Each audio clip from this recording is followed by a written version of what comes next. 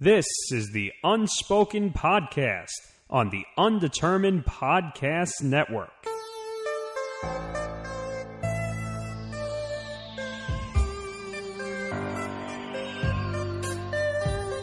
You're listening to the Unspoken Podcast. It's a Cheap Seats Sports production. We're part of the Undetermined Podcast Network. It's episode 40 weeks.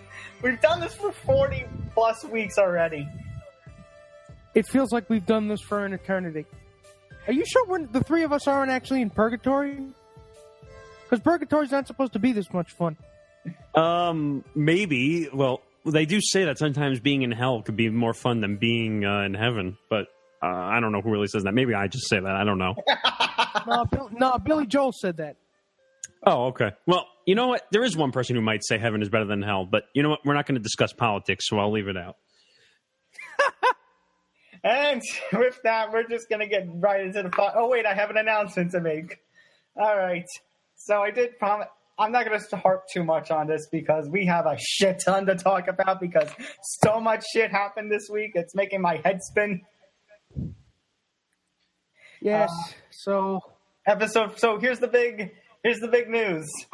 All right. So what's right after episode 40? Well, not right after, but the next big milestone. Episode 50. 50. Thank you, Count. You're welcome. So I was just doing my math. Episode 50 should be scheduled right around the time for December 29th or December 30th, which would be our 1 year anniversary. So we're going to have a big special for that. Holy shit, 1 year. Oh, my God. I can't believe I've actually got you guys on for a year. You haven't tossed us to the curb yet. I'm amazed. I gave you guys more stuff to do.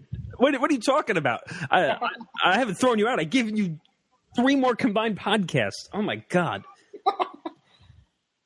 Oh, my God. What have we done? We are the faces. I think you created a monster. We are the faces. But we do have to say that in order for it to match up with the 1 year anniversary, it will require 1 week off, which wouldn't be surprised because finals and shit here at Hofstra. But we have something for you when that comes. We are currently, Nick are in the process right now of looking back at all our old shit. And we are going to compile a best of episode, a best of season 1. And that'll come around early to mid-December. Yes. All of our best rants, all of our best jokes, all of our best, shenanigans of a year of the Unspoken Podcast, really all compiled in one place for you to gawk at like the people you are. Oh, wait, can we put in all of Nick's random sayings also? Of course. Those are the best also. There has to be a segment dedicated to that. There should also be a segment dedicated, as I just mentioned, to every wrong prediction we have ever had. We'll call it the crow eating section. And you know what? We need to have all the going to the circus also. Every time I said it's time for a trip to the circus, that's the New York Knicks. Basically, yeah. Oh, yeah. God. Along with my little intro for episode 25 when I did Ding Dong, the Witch is Dead because Phil Jackson was gone. Yeah, because Phil Jackson got fired. That was a fun one. By the way, you know how we did that first parody and I sent you guys in our chat when we were talking about what we're doing for this episode? Right. I do want to do... I'm not going to say what song it is, but you saw what I put in there. And I think I did. That...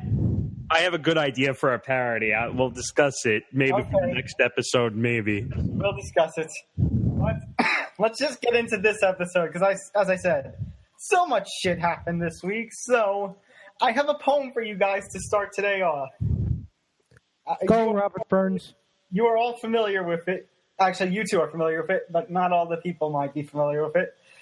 Roses are red. It's good to read. The Cleveland Indians blew a 2-0 lead. Oh, I saw you post that on Facebook.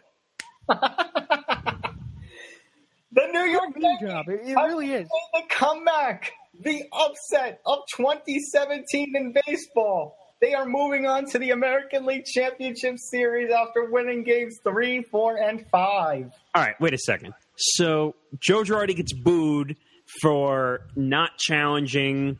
And the irony is, in Game 5, he doesn't manage tight and leaves CC Sabathia in once the 2 runs are let up. But somehow, he still manages to win this series. And Brett Gardner in that game saw a combined 31 pitches in 5 at-bats. That was something when Brett Gardner was up there, and then it was 2 at-bats, I think. It was Brett Gardner, and then was it Todd before that? Well, it was Todd Frazier who drew the walk. Right. And then it was Gardner who got the hit. Right. Well, it's defending the plate. I mean, what's it called? You know, it's something you should expect to do, especially in a close playoff game. It's, you know, you have to defend the plate on the close pitches. I mean, in of course, MLB The Show is different from actual MLB, but in MLB The Show, I once had a 34 pitch at bat. That just sounds impossible, by the way. But I have the photo somewhere. No, but speaking of strike zone, did anyone notice in that game that like 5 feet off the plate was a strike? Yeah, I kind of did notice that a little bit. Yeah. The strike zone was very, very, very. I'd say gaping maw wide. Very odd. It was all over the place. You mean like some of the sliders that CC threw that were kind of around the plate were called strikes? Let's see. The right side of the strike zone, like every fastball that was 4 feet, 5 feet off the plate. The pitch to Aaron Judge on the 3-2 count that he struck out and basically ended the inning on a double play, which was probably 4 feet off the left side of the plate. Yeah, well, with Aaron Judge, it's weird because the man is so goddamn big. His knees start at my waist level, so it's the strike zone for him at least. But you can't say it was biased against one team because it worked for the Yankees and it worked against the Yankees. Well, you're right. The strike zone was bad for the whole entire game. Pitchers were getting strikeouts that they shouldn't have been getting. Yeah. There should have been like at least 6 or 7 walks in this game, and that never happened. So, I don't know. I guess you could say the strike zone gave CC 9 strikeouts in 4 1/3 innings, which was an absurd number that he hasn't done since he was like 25 years old with a 95-mile-an-hour. Back in prime form. It's amazing. He's turned into Andy Pettitte. He really has. As he's lost his fastball velocity and as he's lost the break on his curve, he's really become a pinpoint control kind of person. But the slider looked... that's the kind of pitcher that Andy was in his latter days, in his second stint with the Yankees. And it really worked for his benefit until he hit a wall with 1 out in the 4th. Yeah, 4 1/3 innings. Yep. Yeah. So the most important question, I mean, going out of this game, and one that we conducted a Twitter poll in order to divine the answer to is, did the Yankees win this series or did Cleveland lose it? The final result of the poll. Okay. So we asked this on, I think it was a few hours after the Yankees had defeated the Indians in 1 Game 5. Our poll results are in. 82% of our audience believes the Indians lost, which I can see the argument for. I actually can. I mean, what was it, 9 errors in like 2 or 3 games? Something like that. 9 errors in 2. Yeah, it was probably 8 or 9 errors in 2 games. But at the same time, and no one's pointing this out, by the way, but Corey Kluber was bad twice, and no one expected that. Oh, yeah, absolutely. There is that, too. Nobody expected Corey Kluber to fuck up as bad as he did. I mean, what's it called? I was going into the series, I was like, a little mad. Like, oh, great, we have to play the Indians. But then, I saw the Game 2 performance. I'm like thinking, oh, maybe we have a shot at least getting 1 game. The Joe Girardi thing, I will admit, did piss me off. Not he should be fired, pissed off. Yeah. But you weren't calling for his head like some other Cro-Magnons on Twitter. Well, no. Some of the Yankee fans got crazy from the standpoint of Well, you know how New York fans are in any sport in this state. Not just the fans, the media, the people in general. We are absolutely hard on everybody. Yeah, I know that guy. Shit, I am that guy. Yeah, but wait a second. So, as we just said, New York media is harsh. The New York fans are harsh. But you know what? I feel that even though he should have taken that challenge in Game 2, and we might be looking at a different situation, and everyone's like, oh, well, they would have won the series if they challenged that because the Grand Slam never would have happened. Wait. Not only that, but I feel like CC, like how you said CC, why are you leaving him in Game 5? I said for Game 2, why are you taking him out? He could have gone a little longer. Oh, I agree. I was screaming at the TV as I'm watching this game where CeCe's, I think, through 5 innings, and he went through 5 1/3. He could have gotten the last 2 outs in that inning. I think that was just Girardi being tight from the managerial position. But you know what? Things happen for a reason. You lost the 2 games. I guess you have a little momentum. You're going back to Yankee Stadium. I was a little concerned that they're pitching Daisuke in Game 3 in an elimination game. I mean, Daisuke, oh my God. Masahiro Tanaka. Oh, God. Wow. That's a I throwback. the wrong pitcher. But Masahiro Tanaka. I think you might have quantum leaped your way back to 2007. I did, but that's not the point. But so they pitched Tanaka in Game 3. He pitches 7 amazing innings somehow. And where'd that come from? I don't know. I already did it 3 or 4 times when I was talking to someone else before. But Andrew Dice K. Yeah, basically. But Game 4 was Severino, and you're like, uh-oh, because the wild card game he fucked up. Right, but, and then he comes out and surprises everybody and throws 7 innings. So probably one of the most brilliant performances I've ever seen out of Luis Severino. I didn't even know he had it in him. And then Game 5 happened, and it's just wow. I mean, that was amazing. This was not. Yeah, this was an amazing effort all around. We'll basically say that. We're missing one person's performance here, by the way. Oh, we have to. Here's the thing. Like, I think I know where you're going with it, Nick. There's one man, as much as it was an all-around performance, one man we should worship the ground his feet walk on.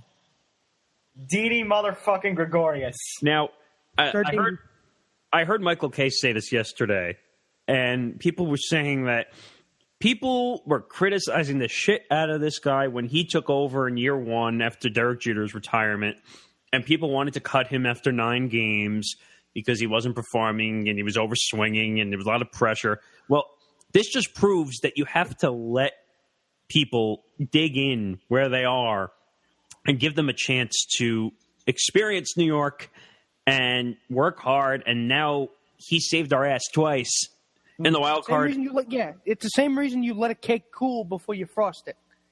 And that's the thing about, at least with me in playoff baseball, I'm usually very, how shall I put this palatably, vocal about watching the game. Not in this one. Not in this series at all, actually, because this Indians team so scared the ever-loving piss out of me that I was just – it was like I was waiting – I was in the stockade waiting to actually get hung, and not in a good way. I'm just saying. I was literally watching that game throughout Game 5 completely stone-faced, completely dead silent. It's like I was watching C-SPAN if you didn't know any better. Oh, you could have punched me in the face and I would have went, good morning. Well, here's the interesting thing about Game 5, and actually a stat for the last 10 years, and I couldn't believe it when I saw it. And they said it in the broadcast. Did you hear them talk about the 100-win curse? 100-win curse. Yeah. Kind of makes sense already before. I don't even know what it is, but it kind of makes sense already judging from past. So it is that, if I remember correctly, only of the teams that have won 100 games in the wild card era, which is the last 25 years, have actually gone on to win the World Series. Not very many. Two of which actually include the 98 Yankees and the 09 Yankees. Right. So basically, it's a 100-win curse. Now, if we're going to go on that theory alone, Cleveland won 100 games, and Houston won 100 games. And LA won 100 games. What? And LA won 100 yeah, that's right. So if you're going to go on that theory, then, well, the Dodgers won, so whatever. But basically, if that's the theory, then we might have a chance of beating the Astros. I wouldn't say anything because as tough as the Indians were, Houston's going to be even tougher. Yeah, because their lineup is dangerous from A to Z, top to bottom, beginning to end, alpha to omega.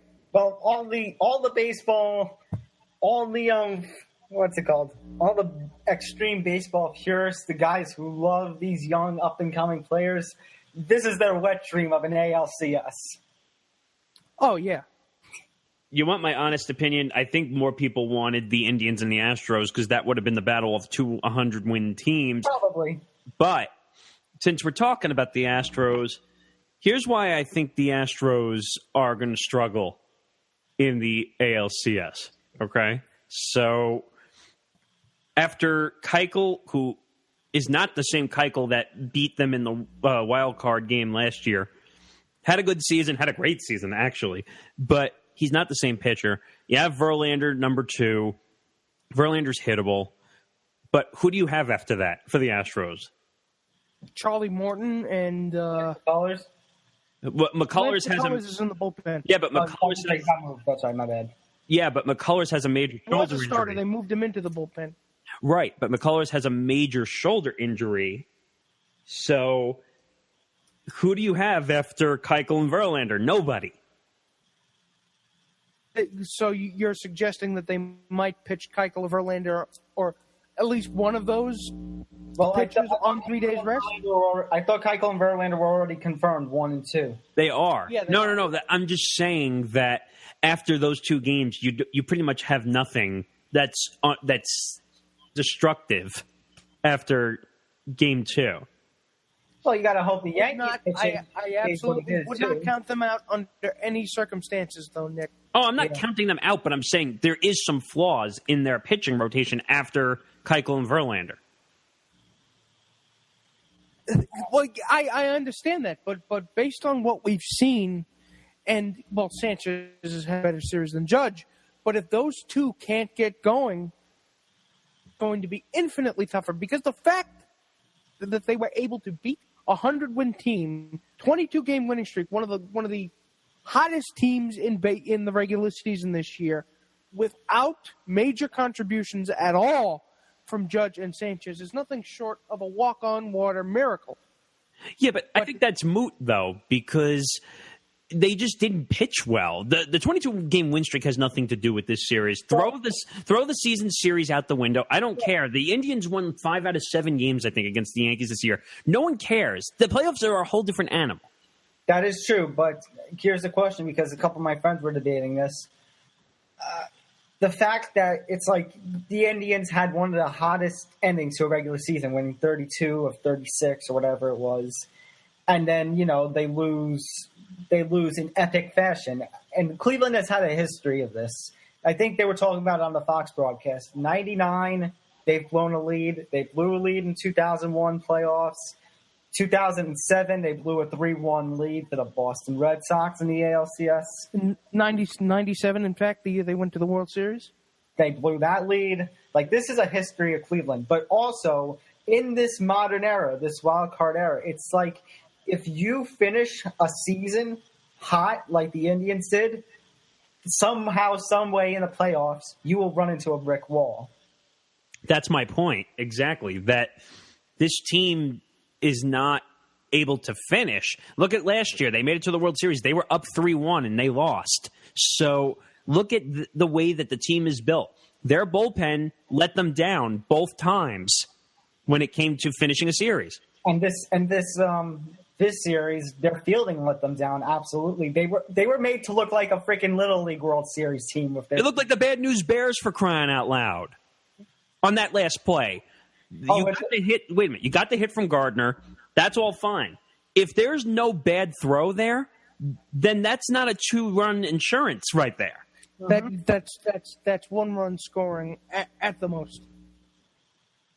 So the way you got to look at it is Cleveland basically defended themselves out of this series and pitched themselves out of this series. It had nothing to do with their offense. Of course, after the Grand Slam in Game 4, they practically did nothing. So, practically. And as I said, I guess Cleveland and for Washington, their little curse will continue.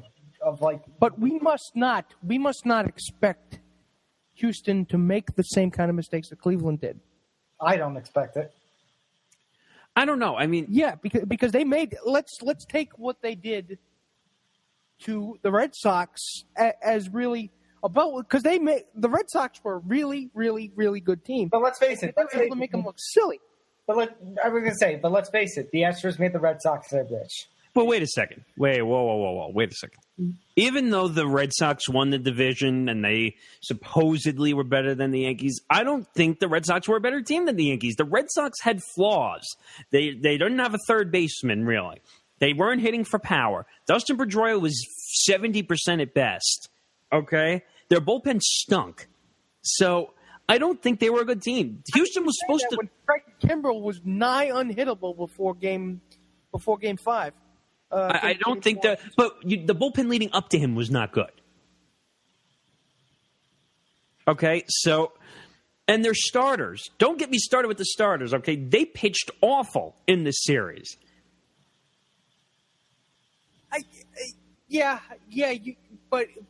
much of that is, well, I know your answer to that, Nick, but is the Astros actually being good or the Red Sox being bad? It goes back to the Yankees-Indians question. Did they beat them, or did Cleveland beat themselves? Did the Red Sox beat themselves, or is Houston really that good? Here's what I think in those two series, okay? I think Houston won just because I didn't think the Red Sox had a prayer against Houston. No. That was, I at least thought Houston, the only consideration as to where I'll give to Nick is I thought the Red Sox were going to win at least one game. I didn't think they were going to get swept. Oh, no, I didn't think they were going to get swept, but I didn't think they had a prayer, to be honest. Where in this series, everyone was saying, even though Cleveland was the favorite and they are, and what's ironic, they said it last night, that Cleveland was the leader this year in defensive fielding percentage, and that got them in this series. But what I was going to say, that series was more even than the Houston and the Red Sox series, in my opinion. I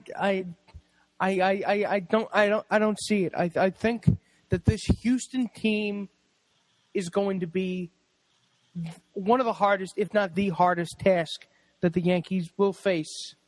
Even Nick Federa coming, yeah. Even if the Yankees make the World Series and have to face, say, the Dodgers, you still think Houston would be a tougher task? Yes, because of the prior history. But here's what I think. Here's what I think is going to benefit the Yankees coming down this series. You just said the word, experience. The bullpen is more experienced. The bullpen, and I don't know why. We got to talk about Dellin Betances because he was basically ignored for the whole playoffs so far. But I think that's the right move, to be honest, because he's not pitching well. Right. But in the long run, I still think the Yankee bullpen is better than the Astro bullpen. I think they're the number one bullpen in the playoffs right now. If they can get Dellin Betances straightened out, I mean, they'll be even better. But I'm not really that upset about them not using Betances because, honestly, you got to ride the hot hand. Well, that's what I'm saying. I'm agreeing. And honestly, I think that's the maddening thing about Betances, where you know he has the potential, but he just seems like a head case so many times. It's like, oh my God, they got my pictures. Oh my God, it's like those things. I'm not going to walk a guy. Oh, walk the guy.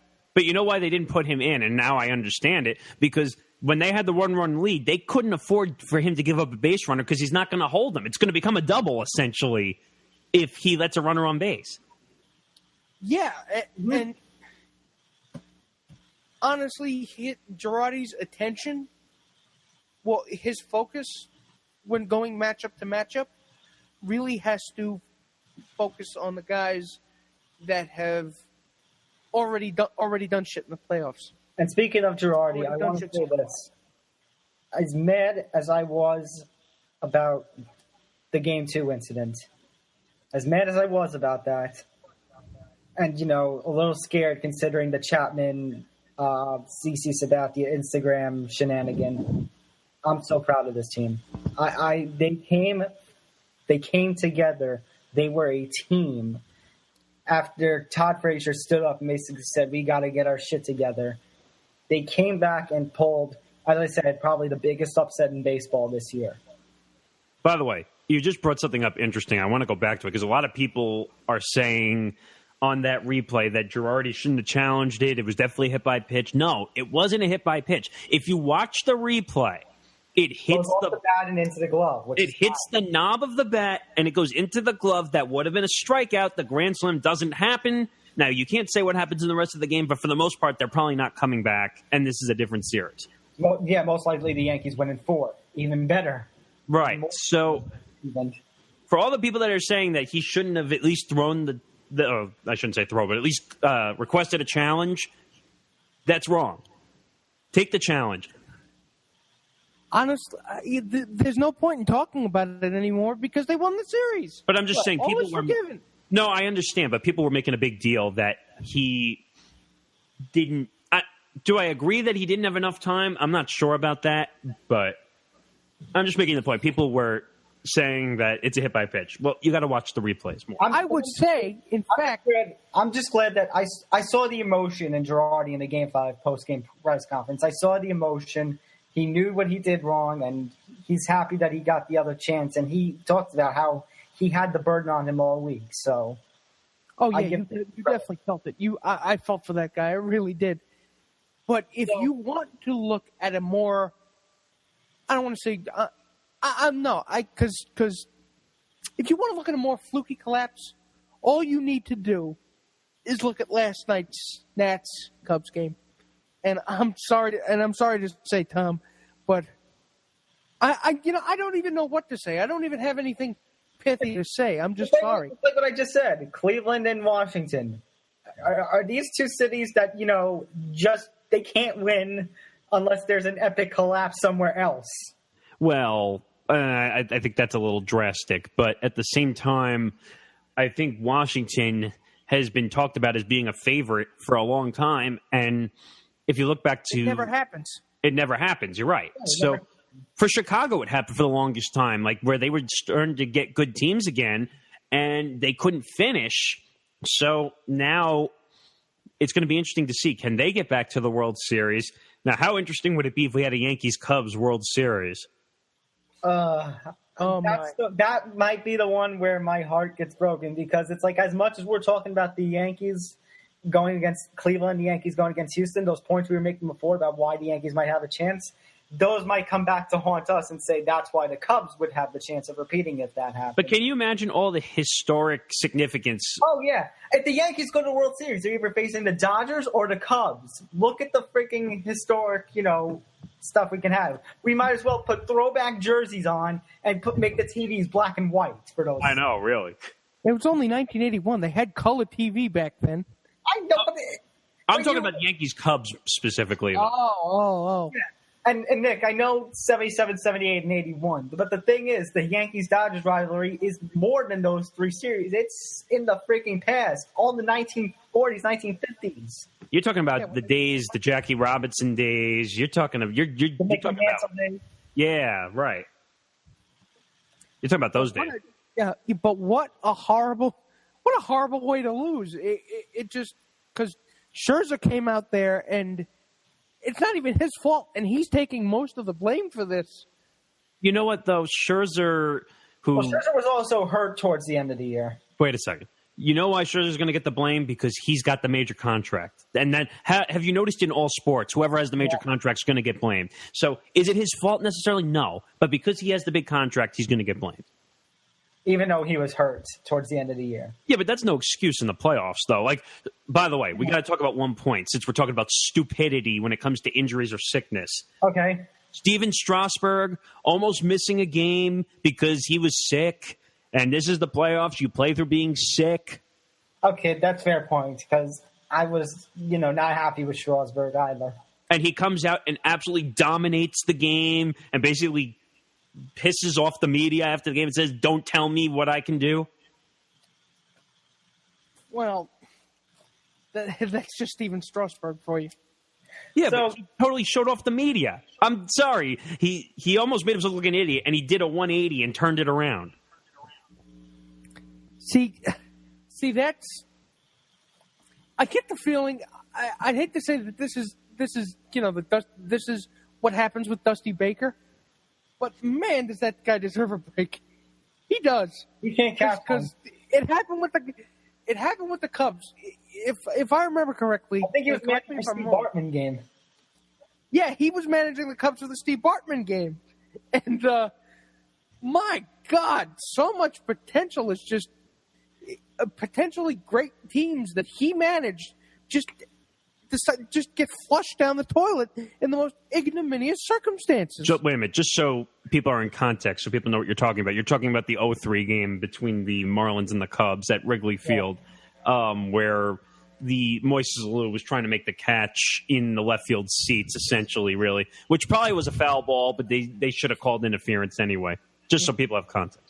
Also, yes, but just in general with Dusty Baker's career, because, I mean, wasn't he also the man the year before that? Didn't he manage the Giants to the World Series, which they won?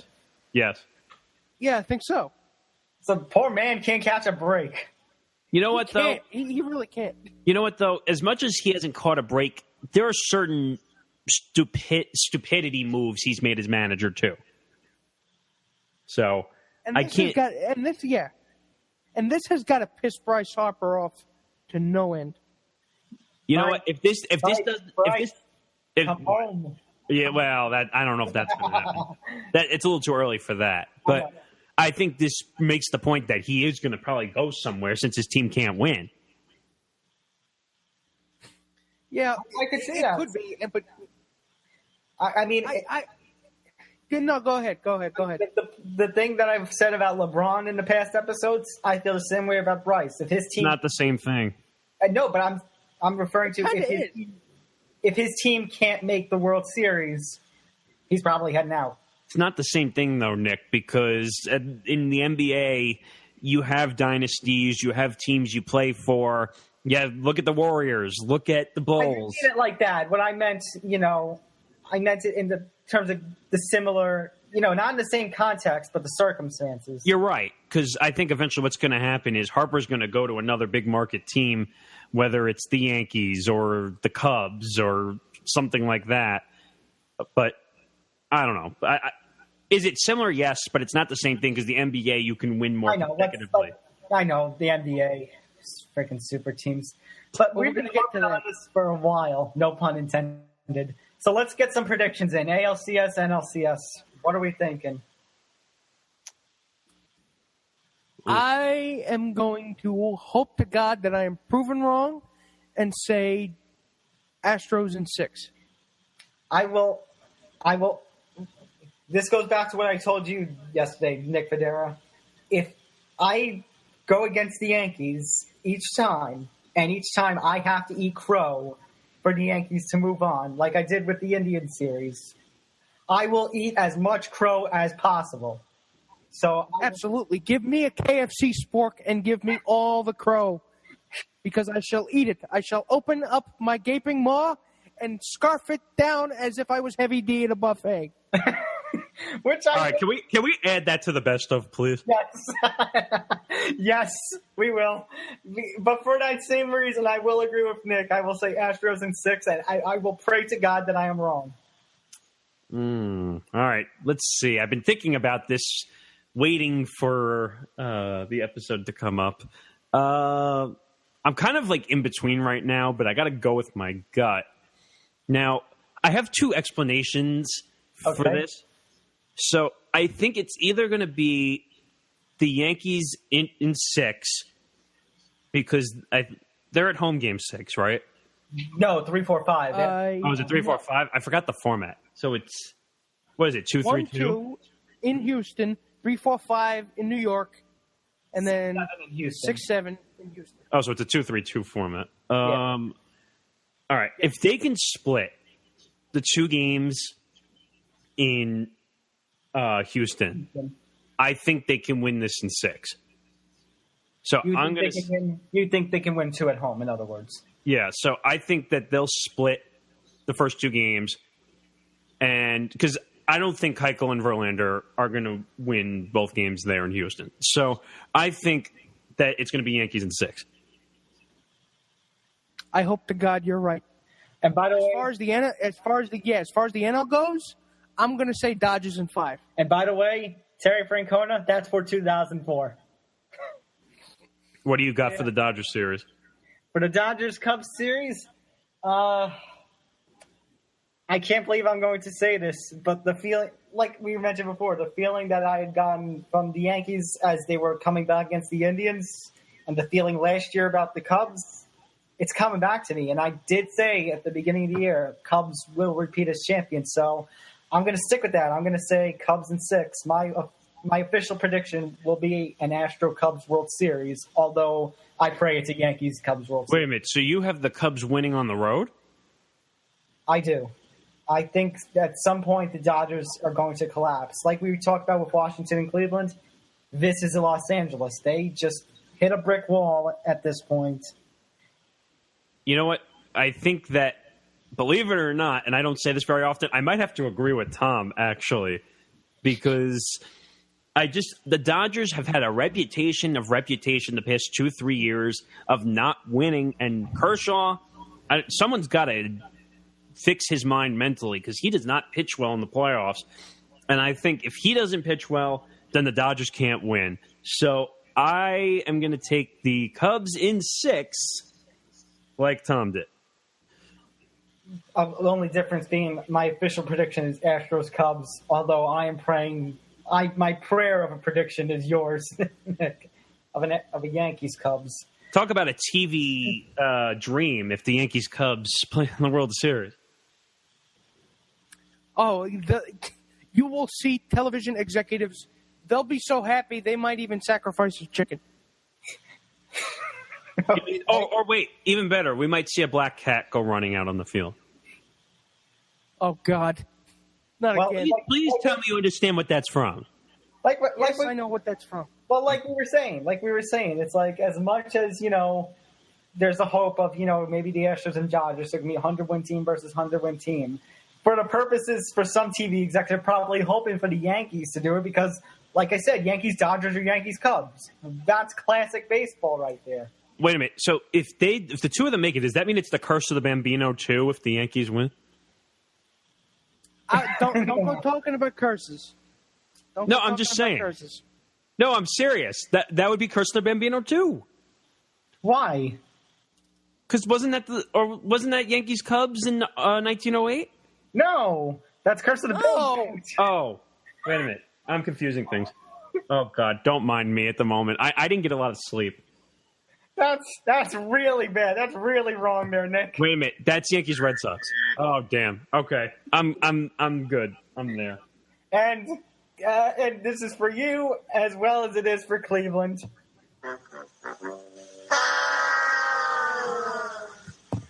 God. You know what? Move on. Yeah, we're moving on. You're listening to the Unspoken Podcast, part of the Undetermined Podcast Network. Let's talk about the NFL. And you know what? How we're going to start this segment? That is how I feel about the NFL's state of mind in Week 5. And more specifically, the fucking New York Giants. Did anyone keep track of the predictions, by the way? What? Did anyone keep track of the predictions, by the way, or no? No. We're wrong. There was one prediction I kept track of that mattered, and I was hoping that it would happen, and my God, it didn't happen. How the fuck did we lose to the Chargers? I called it. Was I the only? Wait a minute. You did. You called it. Wait, was I the only one who said it? Yes. You said it. I told you they were going to lose. I know you said it, but I didn't want to believe it. I was thinking, okay, if there's one team they can beat, it's the fucking Chargers. And you know what? I had a great daily fantasy week with Melvin Gordon. Of course you did. Of course you did. I was the luckiest man in the world when it came to fantasy this week, but that's neither here or there. The problem is the fucking Giants lost. And you know what? 0-5. You know what I don't get? Jerry Reese, you need to be fired. God. If it was not for the fact that, number one, we're an audio exclusive podcast. And number 2, if it wasn't for the Yankees making the comeback, I was going to suggest we start today's show off with me coming in on a fucking tank with Real American playing in the background and me just jumping up and yelling, "It's fucking tanking time." Holy shit. Oh, and you know what? God. Excuse me. There's one thing we got to talk about, too. It just threw up in my mouth a little bit. So Brandon Marshall injured now. They lost OBJ for the rest of the season. And Dominic Rodgers-Cromartie is an idiot and decided to leave the team, and now he's suspended indefinitely. So how's it going, Giant fans? So essentially, we are SOLNJWF. Shit out of luck and jolly well fucked. Even better, just a little while ago, I got confirmation Paul Perkins is not playing this weekend. Big fucking whoop. And neither is Sterling Shepard. Again, come on. You know, all these years, all these months, I should say, that we've been on this podcast, you and I, Tom, making fun of the Jets. As it turns out, the real Jets were inside of us all along. This is what we get for signing the Giants for the Jets. Wait a minute. I got the perfect joke for this moment, okay? Oh, no. I have letters here. Go ahead. For everybody out there in Packerland and yourself today. RELA. You're welcome. But I didn't hear it. Oh, you didn't hear it? No, I heard it playing. Oh, what the hell? You gotta turn that up, baby. Let's try it again. 5 letters here. Just for everybody out there in Packerland and yourself today. RELAX. Relax. There you go. Relax. Fuck you, Rogers. You can't tell me how to feel. Sorry, I had to go there. What is with the Giants? I can't take it. The fact that the Giants have a non-zero chance of going 0-16 this year is enough to make a grown man cry. By the way, it is. I went through the whole schedule and figured out. I see only one win. I did too, Nick, and honestly, I see only one win for the Giants now, and that's against the San Francisco fucking 49ers in Week 10. And actually, believe it or not, I have them going 0-16. You really think we're going to lose to the San Francisco fucking 49ers? They lost to the freaking Chargers. If they lost to the freaking Chargers, they're losing the 49ers. At this point, I wouldn't be surprised considering... And it's on the road. It's also on the road. At this point, I wouldn't be surprised considering how bad not how bad, but how freaking crazy the NFL has been. But, I mean, it's sad. It's at the point where, you know, just... Playoffs? Talk about playoffs? You kidding me? Playoffs? I just hope he can win a game. That's what Ben McAdoo says to himself in the mirror every time he gets up and goes to the bathroom. Also, all right. Well, ew. God. But okay. wait a minute. I need to make a comparison. Okay. Which one is better or worse? Whatever you want to say. Which one's more of a joke? Okay. The 0-5 start of the Giants or the 5 picks from Ben Roethlisberger? Oh, God. 0-5 start for the Giants. Because they had so much expectations. And the Steelers are at least 3-2. Well, did you see? There's a meme going around on the internet. It's Patriots fans depressed. It says we're 3-2. There's Steelers fans depressed where it says we're 3-2. And then there's New York Jets fans all happy and cheery and it says we're 3-2. And there's on the caption it says it's all about perspective. Oh yeah. Oh my God. Yes, it's all about perspective when we were trying to tank all season. Yep, it's all about perspective. The Giants were the Jets all along. That's what I'm trying to say. And Ben McAdoo, I'm sorry, the man's got to go. Jerry Reese too. Here's what. Now, can I state my case here? Because I mentioned this on Facebook, and I mentioned on what I said last week. I said if the Giants lost to the Chargers, I would call for Ben McAdoo's head. And well, not going to happen. I know, but here it is. No, but you know what? I said it. I have to live up to my word. You both know that. I have to live up to my word. So here it is officially. I am calling for Ben McAdoo's head. He needs to go. Some have speculated that Ben McAdoo has the hottest seat in the NFL right now. Although Although I do see with Nick Morgeson is saying that it's probably not going to happen, sadly. I disagree. Why do you think it's not going to happen? I don't think it's not going to happen because it's New York and Jerry Reese hasn't pulled the trigger on anything in the past 5 years. But as I was going to also state, you guys saw my Facebook status about the Giants, right? I said, I guess we'll tank and get a young quarterback. But I said, okay, if we're preparing for Eli to leave, then, okay, Ben McAdoo, you go. Jerry Reese, you go. Eric Flowers, you go. Bobby Hart, you go. Essentially, we need to do to the offense what we did to the defense in the past couple of seasons. You know how they say like when a house needs a remodel or a rebuild because it's so bad? It was like my brother's house. I'll give you for instance. My brother's house had so much mold in it that we literally had to go in. Like I had to go in with one of those like ridiculous masks and help remove the suit. Not the suit. I don't know why, but I had to go in and help remove the floors and stuff. And then they had to go freaking bring in like the hazmat suit team to remove the mold. Basically, the Giants are my brother's house when it had the mold in it. They need a full rebuild. I don't know if I can necessarily agree with that for the defense, but my God, that's the offense. That is the offense, and more specifically, the offensive line. And you really, I am, now that he's gone for the year, I am so sick of these fucking old, shriveled white sports writers and their fucking typewriters, Phil Mushnick, kicking Odell Beckham in the nuts when he's down. What did he say? Says, he's an incomparable me-first jerk in his last column. Is he like the only... ankle almost exploded. Jesus Christ, cut the guy a break. Wait a minute. He's the only one I know that has that much hate for Odell Beckham. Wait a second. Because he's black. Wait a second. And by the way, be careful when you make that statement. Yeah. But what I was going to say is, as much as I hate Phil Mushnick, and so does the fat man, the sports pope, hates him too. So the one defense I would make for Phil Mushnick, who I hate, along with... I was going to say, I hate him too. I don't like him as a sports writer. But you have to look at two sides when you look at a situation. Odell Beckham Jr.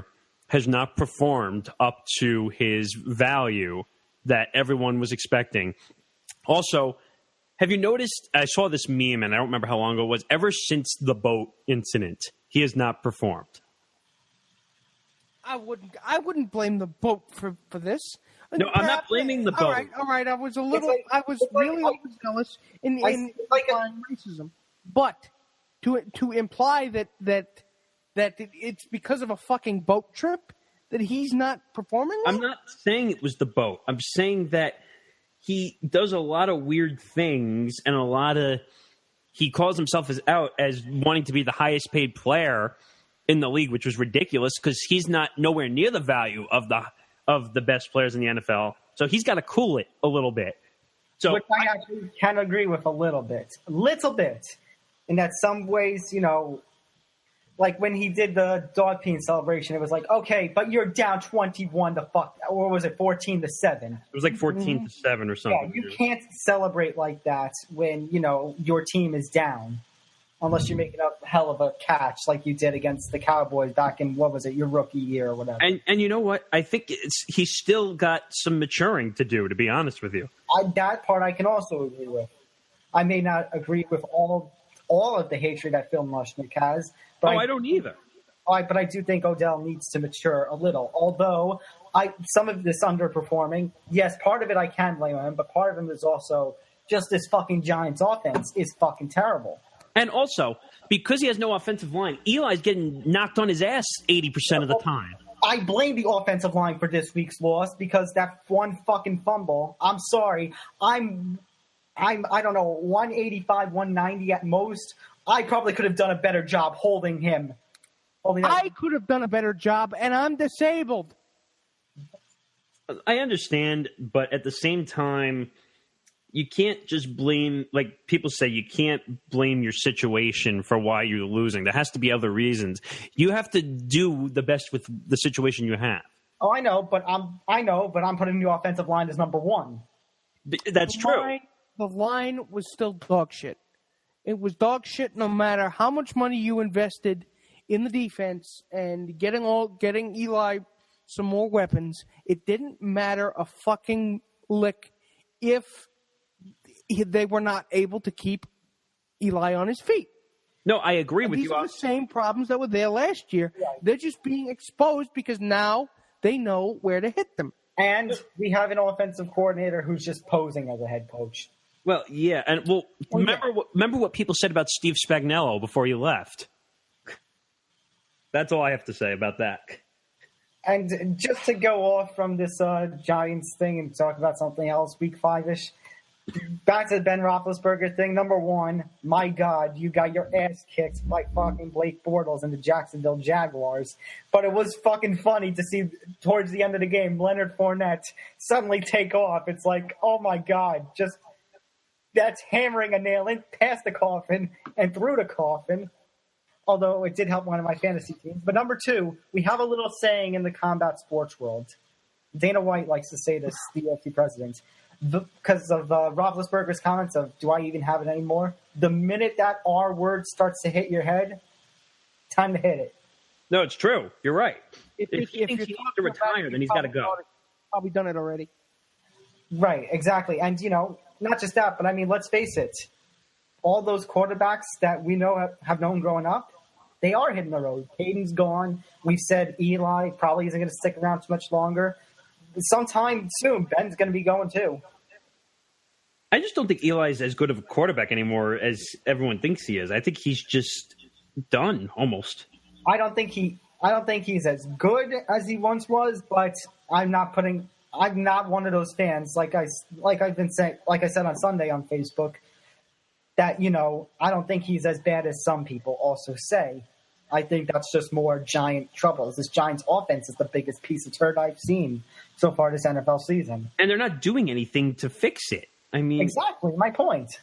That if you think your team is bad, and in New York, you can't have a bad year. It doesn't matter what the team is. If you have a bad year like the Mets or the, I don't know who else to say, I guess you consider the Brooklyn Nets now a New York team. So basically, my answer would be is you got to do something or else your staff's got to go. Pretty much. And I mean, it's just this team was told, to be a Super Bowl contender. And it's like, I kind of could have seen it, maybe a second round exit, definitely a little better than a first round exit. That's what my thinking was going to the season. But my God, I didn't see an 0-5 coming. And for Ben McAdoo to say last couple of weeks ago, or whatever, I'm not surprised we're 0-4 and not, just say that. I'm sorry. That means you have no fucking heart as a head coach. And not take the necessary steps to fucking fix it. You don't have heart as a coach, and you need to get the fuck out of here. Well, you know what? Unless that's him realizing his team is not good, but that's still not acceptable. Right. To the point where your quarterback's getting knocked over. You called your quarterback out twice already. So, and here's what I'll do. You know what? I'll make another bold prediction, and you can hold me to it. If the Giants lose to the San Francisco 49ers and they go to 0-10 or 0-9 because they have weekend as a bye, then I will make a prediction that Ben McAdoo will not see Black Monday. He will be gone towards the end of the season. Oh, I'm right up there with you. I'll take that. Yeah, I'm surprised he hasn't been fired already. If they lose to the 49ers and they go 0-9, he doesn't make Black Monday. He's gone before that. He's gone by Thanksgiving probably, if not by Christmas. The problem is, you know why they might not get rid of him? Because they said to him, we're looking for a coach to build around, which is stupid because in New York, that doesn't happen. Yeah, coach to build around? You know what I mean? Like a coach. I know what Since you when mean. is that him? Since when is that him? They hired him because they wanted to be able to keep continuity between Coughlin and him. They wanted to. Right. They gave him the ball, and I think it's safe to say he fucking dropped it. You mean so he's a TO? Not even dropped it. He chewed on it first. So you mean he's a TO? He leads the league and drops. Pretty much. Okay, that makes sense, I guess. So, what a weird week it was in Week 5 in the NFL. We'll get to our Week 6 predictions in a little bit. And just to make a brief mention of it, apparently Ezekiel Elliott's suspension is back on. What was it? The Fifth Circuit Court of Appeals? Yeah, basically there was a panel of 3, and in a 2-1 landslide, no, just kidding, vote, they decided that the injunction is over. And he'll continue to fight. Right, I was going to say. They haven't decided yet. But I wouldn't be surprised if Elliott's team fights this. Everyone's saying they wouldn't be surprised if Elliott's team fights this and appeals it again. You know what I don't get? Just serve the goddamn suspension, for crying out loud. And that's part of my thing, only because if Tom Brady can't win Deflategate, Ezekiel Elliott's not winning this. Well, we've seen people fight Roger Goodell before, so that's why they're doing it. Right. No, but I'm saying if this is Ezekiel Elliott had, serious crimes, doesn't matter. Tom Brady, as much as unethical, it was deflating of football. You get what I mean? Like, it's the two things. If Tom Brady can't win that, I can't see Ezekiel Elliott winning this. No, I understand what you're saying, but I don't know. I don't, yeah. And honestly, we've mentioned about teams that's surprising. We stay in the NFC East. The Eagles, what are they? 4? Well, now they won last night, so 5-1. That's something. I mean, guess. if the Zeke suspension stays on and he serves it this season, the freaking Eagles might win the NFC East. Just who knows? To add more insult. Yeah. Who knows? That division is up in the air. No one knows what's going on with it. Everything is up in the air in that division except the Giants. Right. You're listening to the Unspoken Podcast for the Undetermined Podcast Network. All right, let's briefly talk about this because I don't want to echo our sentiments, and I honestly don't want to talk about this shit too much. The owners, the players, and Donald Trump. More specifically, Jerry Jones. Orange Julius chimes in again, and Jerry Jones goes along with him. Oh, my God. You know what, though? Point. The whole thing with Jerry and trying to say he doesn't care what his team does, and he was trying to take the pressure off of his players when he might have put more pressure on them. And you know what? Jerry's just got to shut his fucking mouth and let the players decide. Shut their fucking mouths. Jerry, everybody from the president to the other owners to Jerry himself need to shut up. Sometimes, no, that's not going to happen. Sometimes the players. I just want to shut up and watch the game. We've gotten to that point already. And I'm not going to regurgitate, my political points, because it's not worth it because I'd just be repeating myself over and over and over again. But did you really expect moral integrity out of Jerry Jones? I don't know. No. Nick, here's the thing. No. Have you ever, the reason I said like everybody from owners, players, Trump, everything, it's not so much of, I'm tired of hearing this because I don't mean to offend anybody from like the Bennett's, the Kaepernick situation, but have you ever been exposed to something and you get exposed to it over and over and over and over again that you just get sick of it? Well, yeah, obviously. That's how I feel right now. I'm sick of this. I just want to watch football. I don't know if I could say that with the Giants 0-5, but I just want to watch the game. You just want to watch like a good, clean game of football. Exactly. It doesn't make their concerns or their protests any less valid, though.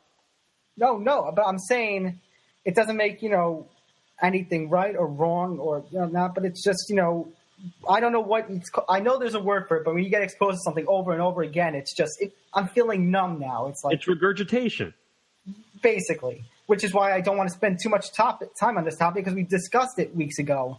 As much as, I'm not a fan of what Jerry Jones said when he said, what's it called, after the Unity showing and when they all locked arms and everything and Trump said that was fine, I thought that was it. That was going to be the end of it. All right, so let's put it this way. Simple question, we can move on from it, okay? So what do we think of Jerry Jones at this point, and did he make the situation better or worse?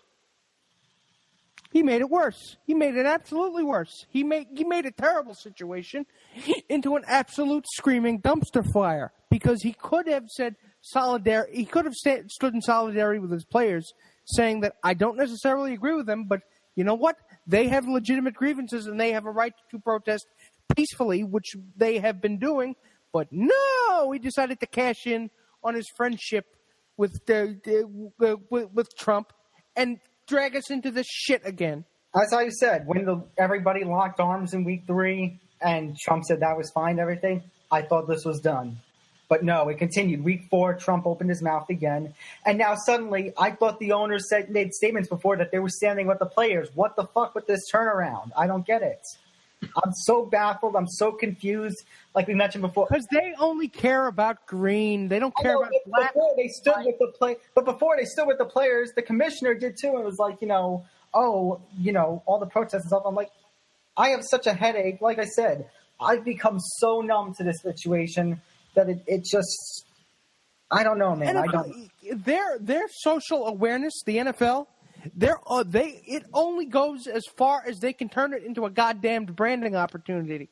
Well, I'm going to make one more point, and then we can move on from this, which is basically that, like Nick said, they're looking at the green instead of the mean, basically at this point, which is, if we're in the news, that means we're going to get more airtime, which means since we're in the news, people are going to want to put more ads. In other words, Nick Morganson, they're using the philosophy of any publicity is good publicity.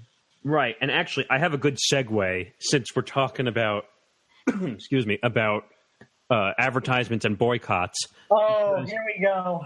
So I'm just going to go ahead and segue right for us here, which is, let's talk about Jemele Hill and why she allegedly said she was going to boycott the Cowboys advertisements.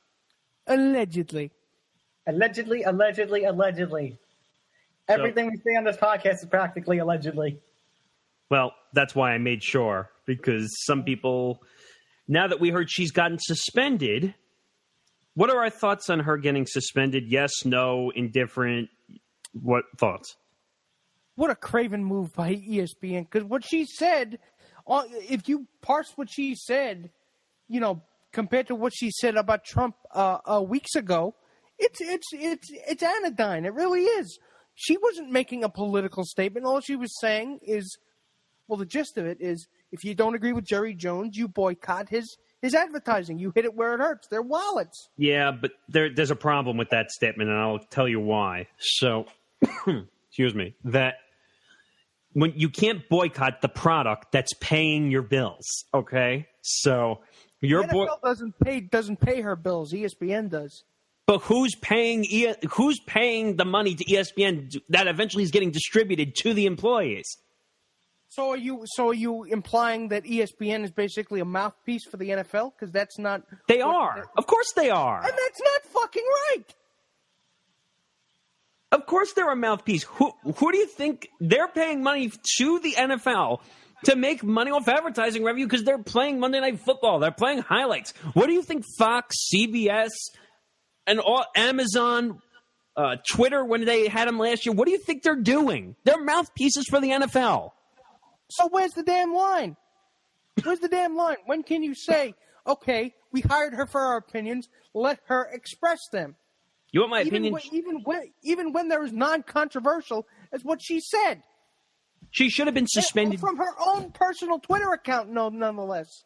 Doesn't matter. You're even though it's your personal Twitter account, what did you learn in business? What do you learn in journalism when you have social media? If you work for a company, what are your social media views are expressed from the company you work for? Even if you put tweets are my own in the thing? It doesn't matter. You're still, if you work for ESPN, you work for CBS, you work for any company, you're still representing the company one way or another. All right, I'm gonna take a more neutral perspective on this. Because Nick, not to take Nick Morgan's side, but we have had discussions in class about this in sports PR and sports law, and that she probably knew what she was getting into. She was already on a sort of probation with the Trump thing, and now this, and not just the NFL and ES is paying ESPN bill thing, but what if NFL, the Dallas Cowboys, and ESPN shared advertisers, which I bet you they do. They do. So ESPN, essentially, she didn't mean to imply, she implied to stop buying them to not support the Dallas Cowboys, but in turn, that also means stop supporting ESPN. Did she mean that? No. But, did she know what she was doing? And is that technically, and the fact that the advertiser said it and it's an ESPN worker. She knew what she was saying. Give me a break. But, you know what? But we talk about how this is a more ethical issue, and she got suspended 2 weeks. Who else got suspended 2 weeks in the summer? Ryan Russillo for, I don't know, doing something fucking illegal. Exactly. And how did I put it in class? It was basically he acted out his own version of the Three Little Bears on crack. It's a good point, actually. I actually agree with that. So how could you? I know this is a more ethical. So this is a more ethical issue. So an ethical issue versus a legal issue where he broke the law and stuff. It's the same thing. 2 weeks. I mean, you talk about the NFL and ESPN. Connecting. I mean, it's similar in the NFL with their problems with the fucking domestic violence and everything. You smoked crack, 6-game suspension. You hit your wife, 2 games. You know what I don't like either is that guys like Al Sharpton are coming out in defense of Jemele Hill's comments saying that there's a racism issue attached to this shit. There is no racism attached to this crap. Yes, there is not. Yes, there is. Are you fucking kidding me? Where is the racism attached to this shit? If she was white, she wouldn't even be suspended. Barely even a slap on the wrist, I'd say. You're telling me what she said was not wrong? What? You're telling me what she said was not wrong? No, what she said compared to what she said before, I'm just using what was happening before. All she said was, if you want to boycott that. She was expressing in a personal opinion. And you can't do that. A job where she is hired to express her opinions. And you can't do that when you work for a company like ESPN. You can't do it. You're going to lose your job eventually if you do it. Although, to make a point here, Linda Cohen did get suspended earlier this year for also making points. She was criticizing something about ESPN, I think. So maybe it's a misogyny issue. Of course, now you go to that. You know what? Because I can't be the only. Because I have to think about Ryan Russillo. I have to. I know, but that's the thing. It's like, I don't know if it's that, Nick, as it is. I don't know if ESPN has an idea how to handle its fucking PR or whatnot. That's true. They don't. As I said, Nick. This is not a matter of, how one of our classmates said this is going to hurt ESPN's ratings or something like that, or their PR image. This shit's been going down for a while. They have, between the freaking six, between all the personalities they've been having, between all the mass firings, it's like, what is this network? This network is basically holding on to ideals that helped them be successful in the 80s and 90s, and it's not going to work today.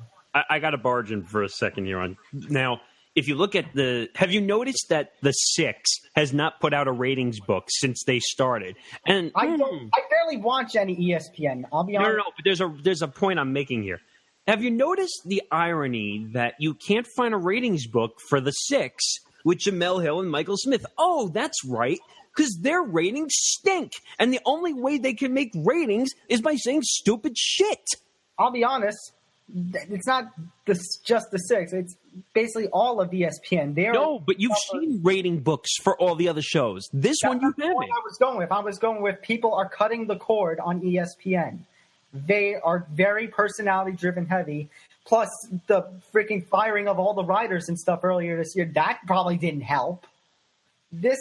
Like I said, they are holding on to some personality-heavy stuff. And I mean, stuff like Around the Horn Party Interruption is great.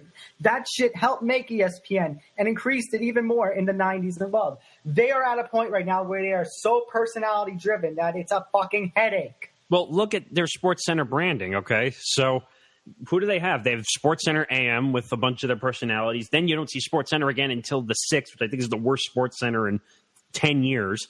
And you have SVP at 11 o'clock, and I love SVP. I can watch SVP, but you can't sit and watch a whole hour of SportsCenter anymore. That's the thing about the 6th. It's like, as much as, the Jemele Hill, Michael Smith, the situation that's going on, at the same point, if keeping this out of it, this whole situation out of it, I still would not think that those two can compare to freaking Stuart Scott, SVP, the old cast of ESPN from back in 2001, 2002. Or you mean you're talking about the Olbermann and Dan Patrick? The Dan Patrick stuff. They don't hold a candle to that. Right. And basically the way that this is going is, I think the ratings are going to be so bad. I mean, I found out that they're locked. The two of them are locked into a SportsCenter contract for 3 years, by the way.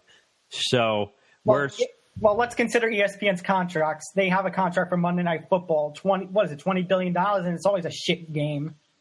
Well, actually, they finally have a good one coming up soon. I thought I saw Houston and Kansas City. That's Monday Night Football. Right, but they also get like a shit playoff game, too, every year. Because the NFL can flex, and they take the Monday Night Football game away and put it somewhere else. I know, but my point being, this is the $20 billion, basically. It really isn't worth it. And as I said before, weeks ago, when we first were talking about this, watch with the ESPN, like how they're having the stream or something, watch them freaking get NHL, and then it's another overpaid deal, and they could do another mass firing. I can see that happening. You want my honest opinion? They need to do away with Monday Night Football because it's not helping them. I agree. They need to do away with that. So the Jemele Hill thing, I don't think it's, you can say what you want about that. Well, I think the bottom line of all this is ESPN needs to change. The one final point I'll make on the 6 is that the reason it's not working is because it's not SportsCenter anymore. There's no highlights. Right. I heard in discussions, and I follow a guy named Richard Dysage from SI who reports all the media findings, is basically he said that Jemele Hill and Michael Smith have editorial control over SportsCenter, and they decided they do not want to do like when the NBA is on again, they usually in the 6 o'clock hour have reporters from the games. They're not doing that anymore. They said they don't want it. Really? Why? Because they want to they're basically mimicking First Take. You see the desk that's at the 6. It's like First Take. Everything is like First Take, it seems, these days. Honestly. You know what? First Take should be First Take. I like the two of them, though. I really do. I think they bring a voice that's unique. That's why you hired them. But it's all about race. But it's all about race. I wasn't going with race. I was just saying I'm sick of the same format. Fuck no. Fuck no. It is all about race. It is not. It is not. I wasn't going with race, but I was saying I'm sick of seeing the same format over and over and over and over. All they do, here's what they do. They come into SportsCenter. They basically argue about a topic that's controversial. Then they have a celebrity in, which no one gives a shit about. They do some kind of pop culture segment, which I don't care. I want to see sports highlights. I want to see reports from the games. Well, you know what? Then don't watch SportsCenter anymore because that's just not what people are after nowadays. Yeah, they fucked up SportsCenter. They really fucked it up, and now it's going to get worse because now they're going to have Mike Greenberg doing 3 hours in the morning, starting in the March of 2018, and they're going to try to mimic the Morning Joe, for crying out loud. Is that actually what's going on with Mike Greenberg? Yes, he's getting a new morning show, 7 to 10. What about Mike Golick? Isn't he also getting something? No, Golick's staying on the radio with Trey Wingo. Yeah, okay, that's interesting. I'm just gonna have to respectfully disagree and leave it there. All right. You're listening to the Unspoken Podcast, part of the Undetermined Podcast Network. All right, Nick Morganson, you're the big NBA guy here, and you made a point last week that interconference play was basically going to take over, and, well, there's a chance it might now with the playoffs. Yeah, really. I mean, they're talking about doing internal seating now and all this stuff. And, by the way, I told you so from last week. You called it. You did. I will give you that. You called it. And the reason I saw it coming was because the West is it really should be 80% of the teams in the West make it and only 20% of the teams in the East make it because the East is so bad. So the way I see it is you're probably going to see, I think it's like 15 or 16 teams that make it. And you're going to see like a reseeding 1 through 15. And basically it's going to be 1 to 15 all the way until it meets in the middle again. So that's probably what's going to happen. Well, I can actually see this working. I think that opens up a bigger question about this when it comes to all 4 leagues. Is this how it should be? You know what? I honestly, I didn't like the structure of the playoffs beforehand. I'm going to have to agree with you, Tom, that this actually could work. I think it could work, but also I was just talking about in general because we have seen some stuff in past years, like 2010, I think it was when the Seahawks were 7-9, but they made the playoffs because technically they won the division. Meanwhile, you saw there were 9-7 teams, 8-8 teams who didn't make it. See, that's ridiculous, to be honest with you, where I think in the NFL it's more warranted to make a seeded reseed. Based on division? Yeah, because 7-9 teams shouldn't make it. Right. No. Okay. I was confused. I'm like, based on the okay, so it was the same reason why they implemented that system in college football. Well, if you look all over fantasy sports in terms of head-to-head, that is the basic format. It's the 2 division winners, and then it's everybody else based on how they finished. It actually could. It actually could work. I gotta say.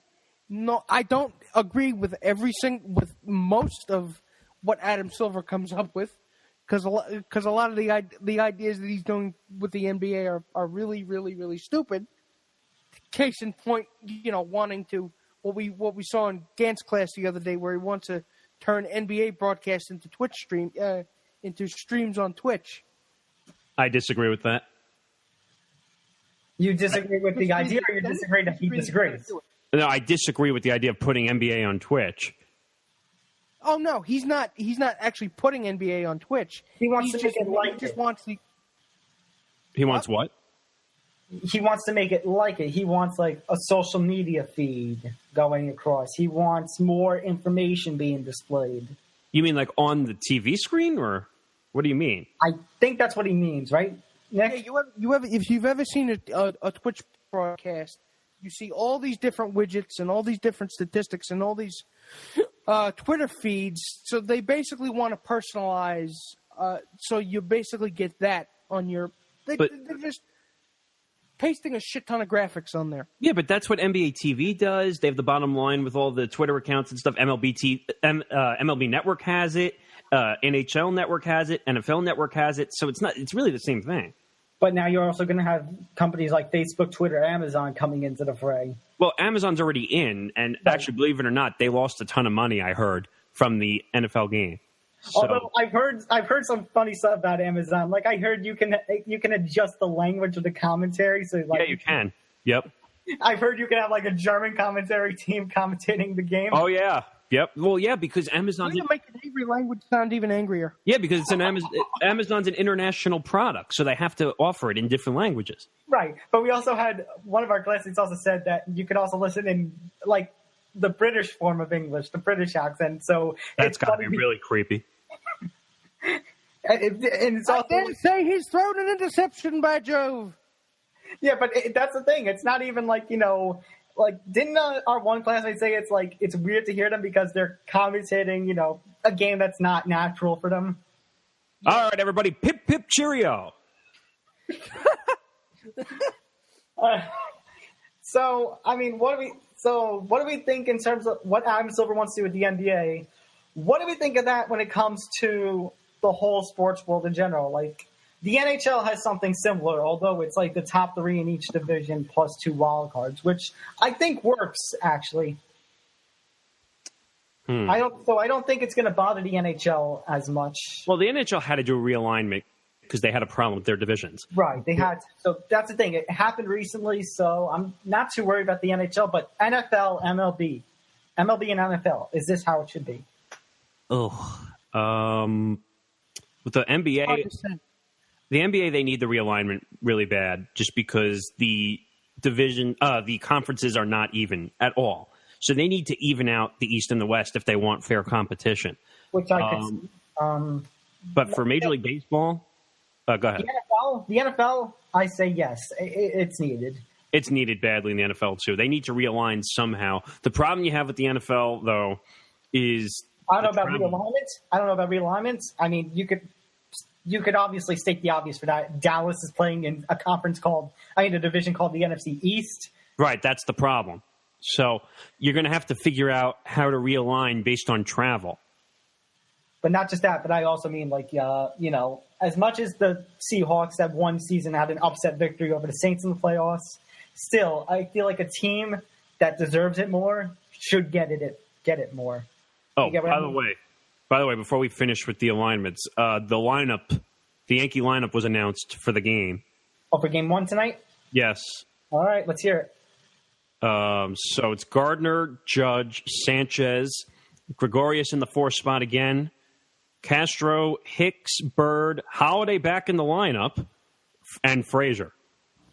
They're basically with a similar lineup, and I mean, if it works, it works. If it's been what's it called? If it ain't broke, don't fix it. And Ellsbury's on the bench. I forgot to mention that. Oh, that's right. Ellsbury would be on the bench then. You know what? Like I said, if it ain't broke, don't fix it. I mean, I guess he's trying to get all his outfielders in there. Right, I guess. And also, the bullpen is still the same, and Betances is still on the roster. All right, we'll see. Yeah. I don't know, but that's interesting that... Oh, it's because Keuchel's starting tonight. Oh, yeah, that's why Ellsbury's not in the lineup. So why isn't Headley in the lineup then? Because he's a switch hitter. Probably numbers against Keuchel. I don't know why Headley started all season, and now he's riding the bench. I don't know. We'll see. We'll see. We really will. It's Keuchel versus who tonight? It is Keuchel versus Tanaka. Tanaka, that's right. Keuchel Tanaka. Okay.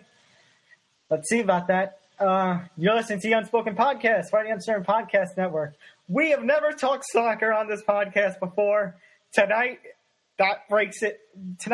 We are going to talk soccer because, oh my God, something just happened. Yes. I can't believe I'm going to say this, but the United States men's soccer team has missed the World Cup. It's finally happened. I got to find the reaction because Taylor Twellman went off on a major. I heard about this. I didn't get to see it, but I heard about this. I heard he was loud. Yeah. They posted it on Deadspin. And news came in today, by the way, this morning. Bruce Arena is no longer the coach of that team. Well, that's expected. I'm surprised they didn't actually toss him out a window. I mean, going into 2015, 2016, I was seeing all the struggles that the U.S. men's team were doing, even though I don't follow soccer too much. Right. But I was seeing all the struggles. I'm like, man, it's potential. We may not make it. But then I saw all the comebacks coming. I'm like, oh, maybe we had the chance. But then, of course, we lose to fucking Trinidad and Tobago. What? How did we lose to them? How did we lose to a country like TNT? And then freaking the other two results in the CONCACAF didn't go our way. I don't know what to tell you, to be honest. I don't watch a ton of soccer, but I have the reaction if you want to hear it. Yeah, we need to hear this. All right, so this is Taylor Twellman with... what's his name? Bredos. Isn't Tillman a former, U.S. men's soccer player? Yeah. Yes. It's Taylor Twellman with Max Bredos on SportsCenter. Okay, let's play. Now, prep yourselves when you hear this. All right. It's not about tonight. It's not about Jurgen Klinsmann. It's not just about Bruce Arena. As a whole, U.S. soccer is not prepared. They have not done a good enough job of getting this group ready to play. And keep in mind, the last two Olympics, no United States. Those players that would be playing in the Olympics, 24 through 28, how many of them are in this roster? The players got to be good enough, too. So a lot of people on social media right now want to say it's Jurgen Klinsmann's fault. It's Bruce Arena's fault. It's Sunil Gulati's fault. By the way, as an ex-player, Every single one of those players, they can take some nightmares for the rest of their lives, because this is an utter embarrassment with the amount of money that is in Major League Soccer and in this sport. You can't get a draw, a tie against Trinidad? Max, you don't deserve to go to the World Cup. They certainly did. And people always say about it's tough to get points here, but I see Mexico get come points. on. We can stop using that excuse. Yes. This is you look at this team, you look at this. They're going to be sitting around next summer, and they're going to be watching this World Cup go on without them. So what does this program do? Is this group, do you blow it up? This is everything, though, Max. So, because I remind everyone, 2,000 euros, Germany laid an egg, and they all came together. Bundesliga, second Bundesliga, DFB, the German Football Federation, all came together with a 10-year plan. Guess what happened in 10 years? They won that World Cup. If this failure does not wake up everyone from U.S. soccer to Major League Soccer, from pay-to-play to broadcasters to everything, then we're all insane. Because the definition of insanity is doing the exact same thing, knowing the result. Love it. And if we don't change it, and I mean we, everyone in U.S. soccer, then what are we doing? What's the point? Because that should have never happened with the $1 billion plus that is going into Major League Soccer and youth development. That should have never happened, and it did, and every single person should look themselves in the mirror. And by the way, that's including myself. Yeah, I'm part of U.S. Soccer. We're all involved. I played for the program. It's embarrassing. It's involved, and we're sick, and we look at what this team has been able to do, and a lot of times the criticism comes and they repel the criticism.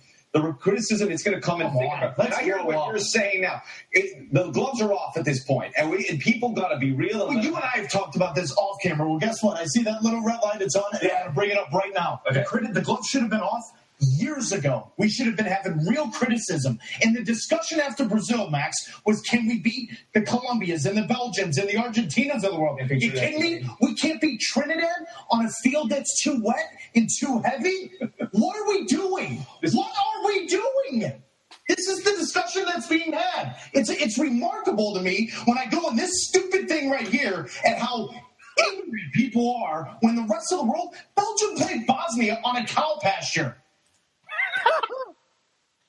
Okay, I have to say one thing. Bravo. Bravo. Bravo. He sounds like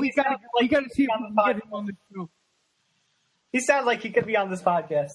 But I mean, I can agree with him. Like, there are countries that have bad moments, like the Netherlands, another one of my teams. Basically, I always root for the United States when it comes to World Cup, and for Netherlands and Italy because heritage. I'm going to have one team in the World Cup, Italy. And as the Netherlands, they can have bad times. It can happen. But, I mean, with all that's going on with the U.S., how they're trying to make soccer relevant in this country, if they don't do something based off of this embarrassment, soccer will never, ever make it to the level that the Big Four. Yeah, this just dealt them a critical blow.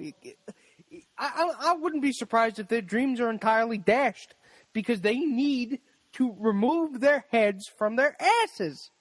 You wouldn't think you would need to say these things, but here we are. I mean, we got and the MLS and everything. They gotta produce, better talent. We need younger talent. The days of Donovan, Tim Howard, it's going away. It's over. No. It's not going away. It's over. It's over. It's over with this embarrassment of a loss. All right, so you're listening to the Unspoken Podcast, and boys, we actually made it to the end. So you know what it's time for? That's right. Cue the music. The rapid rundown is here. Let me get some Sam Spence music going on. So while I'm doing that, guys, please get your Week 6 games up. I'm all ready. You're all ready? Okay. So let me get the Sam Spence music ready. Way to be prepared. What? Dun, dun, dun, dun, dun. All right, so my games are up. Everybody ready? Yes. Hey. All right. What, Nick? Okay. Oh, I think you said, hey. So, all right. So here we go. All right. So we got Bears and Ravens. Who do you got? Wait, who are we doing first? Bears and Ravens. Who you got? Okay, Bears and Ravens. I'm going to go with the Ravens. Mitchell Trubisky was an embarrassment. It wasn't that bad. It wasn't a U.S. soccer embarrassment, but it was still kind of embarrassing for the Bears. I got to go Ravens. Oh, God. What a horrible game. It's a horrible game. Mitchell Trubisky and Joe Flacco, two of the worst throwing quarterbacks so far in the NFL this year. I can't really, to be honest with you, name the running backs of either team. That's how bad they've been. But Chicago's a train wreck. Baltimore at home. Yeah, I'm taking Baltimore by 7. Okay. Green Bay and Minnesota. The Packers have won 5 of their last 7 road games against the Vikings. And we have received confirmation today that Stephon Diggs and Sam Bradford both out.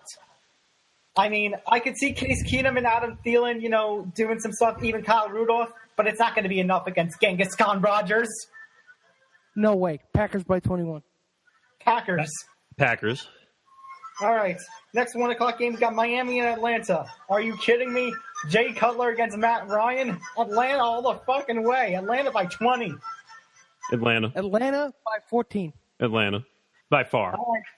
Cleveland and Houston. So Houston did lose J.J. Watt, but you know what? And Cleveland's actually not as bad of a franchise as they have, the 0-5 record. It's not. Are you kidding me? But it's still going to be Houston. It's Houston by far. I'm taking Houston by 3.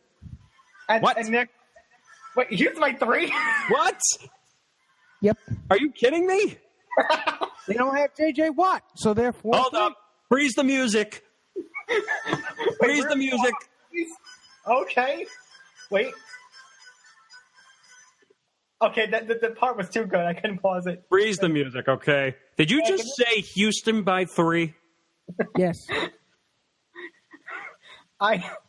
Houston by 3. He should officially be banned for 1 week. You can't get rid of me. Oh, that was good. All right, but it's in there. Okay, moving on. We got, Detroit and New Orleans. New Orleans doesn't have Adrian Peterson anymore.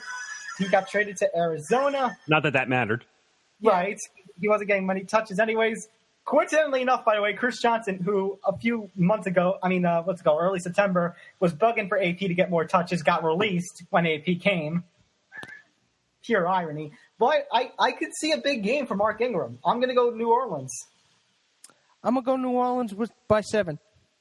This is not even close. It's going to be Detroit by a mile in New Orleans. Matt Stafford, way better than Drew Brees. Mark Ingram hasn't really done much this year. Got to like Tate and Marvin Jones Jr. actually played halfway decent. Theo Riddick's played halfway decent as well. This is Detroit and the landslide. I think it's going to be a little closer. Oh, speaking of which, New England against the New York Jets.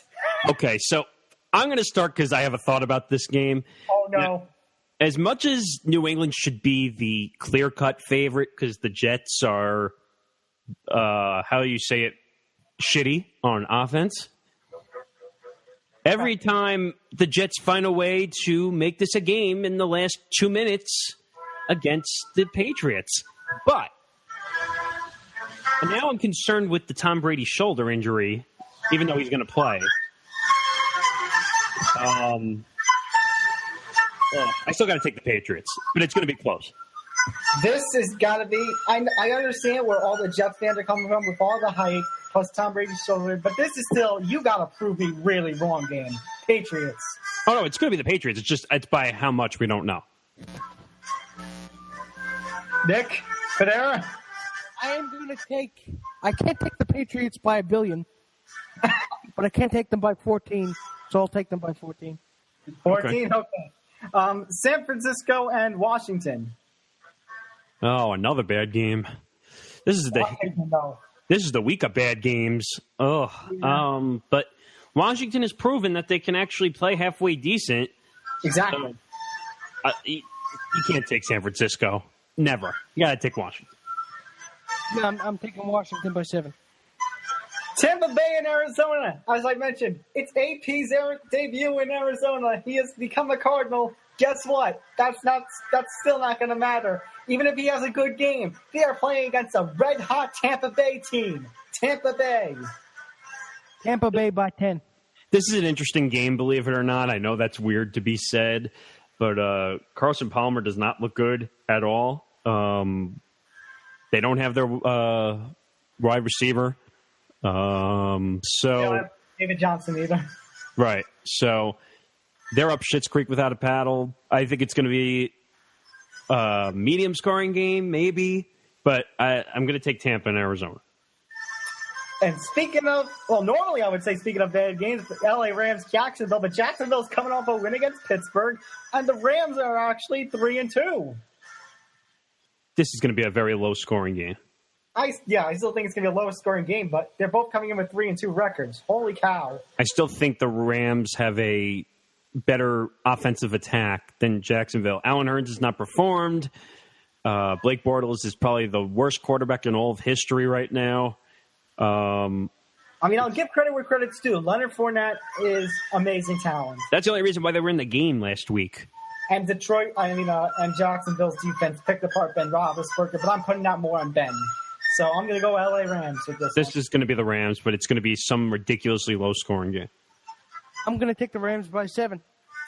All right, Pittsburgh and Kansas City. Here we go. The Steelers have won 5 of their last 6 games against the Chiefs, which includes the playoffs, but the Chiefs are unbeaten this season. And that streak will continue. I'm going to say Chiefs by 20. As I said, the minute the R word hits your head, it's time to get out. I see nothing but bad in the future of Ben Roethlisberger. I'm picking the Chiefs. Kareem Hunt is going to run over, baby. I think 20 is a little much. I think they'll win by a touchdown and a field goal, possibly. But you know what? As much as we shit on Ben Roethlisberger for having 5 interceptions last game, you can't count him out. You have Le'Veon Bell. You have Antonio Brown. Which Le'Veon Bell has not performed up to the whole Pittsburgh offense hasn't really performed up to standard. Right, but they're still threats. So you can't count them out completely. But I'm going to take Kansas City. It's going to be closer than you think. LA Chargers and Oakland. Another shitty matchup. If Carr is playing, then Oakland wins. He's not, though. All right, so then it's going to be a pick'em game, really, in my opinion. Then I'll take the Chargers by 3. Then you're picking Chargers, Nick Federa? Yeah. Okay, I'm going to flip a coin. Oakland.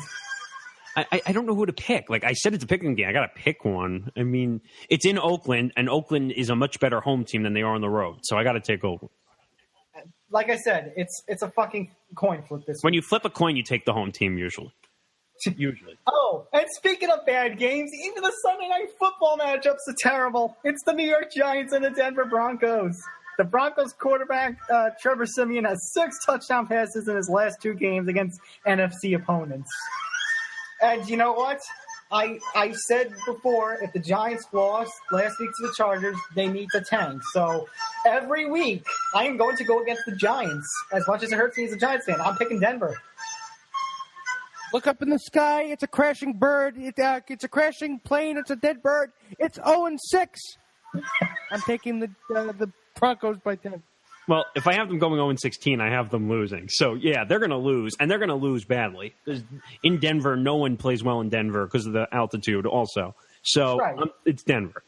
Well, combined with the Giants' horribleness and Denver playing in Denver, even though the Giants' defense is great, C.J. Anderson is going to run over them all. No OBJ, no Dominique Rodgers-Cromartie. No hope. Go on any further? No. No, and Brandon Marshall. The Monday Night Football game of the week. It's the Indianapolis Colts and the Tennessee Titans. The Colts have won 11 straight games against the Titans, and my God, what a shitty week in the NFL. I can't believe this is on Monday Night Football. About $20 billion, Nick. Flip the coin for me, Tom. Okay. Tennessee. God. Who am I supposed to pick in this matchup? Tennessee stinks. Mariota's injured. Indianapolis, Andrew Luck is injured. So we don't even have a decent quarterback matchup. DeMarco Murray stinks. Who's the running back on the Colts again? Frank Gore. That's hit or miss. T.Y. Hilton had a big game despite not having... Hilton, well, yeah, because they needed to, or else they weren't going to have any performance whatsoever. God, I'm taking Indianapolis on the road. Are you sure about that? Yeah. Answer it! Okay, you answered it. All right, so you know what? That's going to do the rapid rundown. And as I said, what a shitty week in the NFL we're going to have. It's the better days, folks. As I mentioned before in the Jemele Hill segment, all that money with the NFL and ESPN, and look at the shitty matchups we get. Now might be a good time to catch up on your binge watching, folks. Probably. That's going to do it for this edition of the Unspoken Podcast. Go like us on Facebook, Twitter, and Periscope at the UDUP. Go like my other podcast, Combat Mania, at Combat Mania UD on Facebook, Twitter, and Periscope. Nick, it's also keep watch for the pilot episode of the Pop Culture Podcast on October 15th. It's going to be great. And follow Pops Culture at Pops Culture UT on Twitter, correct? Yes. And go like the Undetermined Podcast Network itself on Facebook at the UD Network and on Twitter at M&M Buzz and M&M Breaking. And go like and follow all the rest of the Undetermined Podcast Network accounts. And that's going to do it for episode 40. Until next time, I'm Tom Vanna along with Nick Federa and Nick Morgeson. And we'll see you next time. Good night, everybody. Good night, everybody. Good luck and prosper.